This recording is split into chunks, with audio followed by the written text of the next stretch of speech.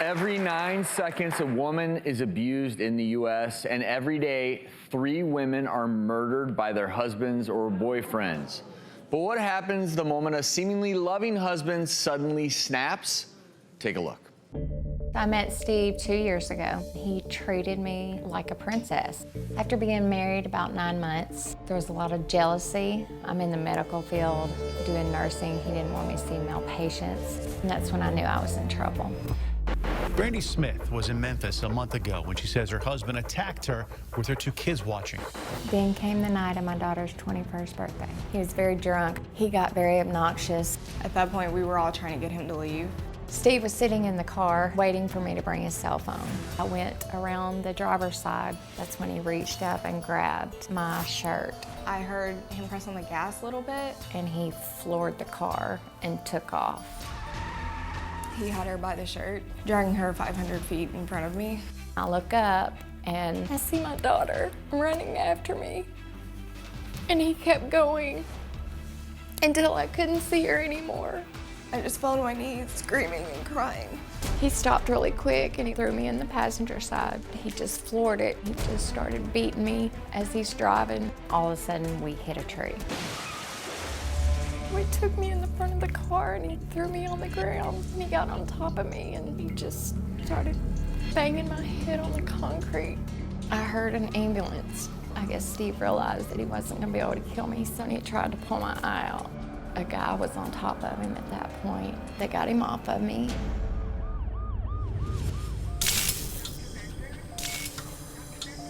I remember waking up in the hospital, seeing my daughter. No 21-year-old should have to ever see that. I didn't look at myself for 3 weeks, and when I looked in the mirror for the first time, I threw up.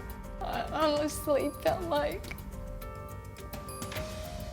he had ruined my whole entire life. Smith's husband was arrested and he's in the jail in Memphis facing attempted capital murder and domestic assault charges. Join me now, Brandi and her daughter, Taylor, and I am just so very sorry that you had to go through this. What was pretty remarkable about you is when you were talking about everything you were experiencing, your primary concern was no daughter should have to see that. Yes. So even in that moment, no 21-year-old should have to watch her mother be drugged under a car and running after her mother, thinking, I'm never gonna see her again. tell me about that, Taylor. It was the worst pain ever. Sorry. I thought my mom was gone. She's my entire world. She's my best friend. And I just couldn't believe that somebody would do that to my mom. The bond that you two have is pretty special. Has it gotten stronger because of this? Yes. Absolutely. She has just been amazing. She has been my rock.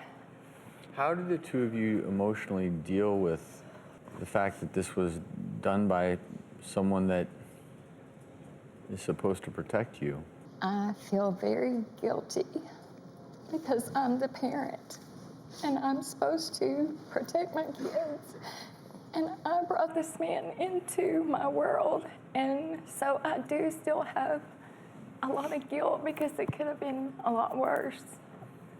But it wasn't, and I want you to look in your daughter's eyes, and she's gonna tell you right now, you don't need to feel guilty about anything. You don't. It's not your fault. I feel guilty. And she does all the time. Her and my son, they've been really great. And I love them to death.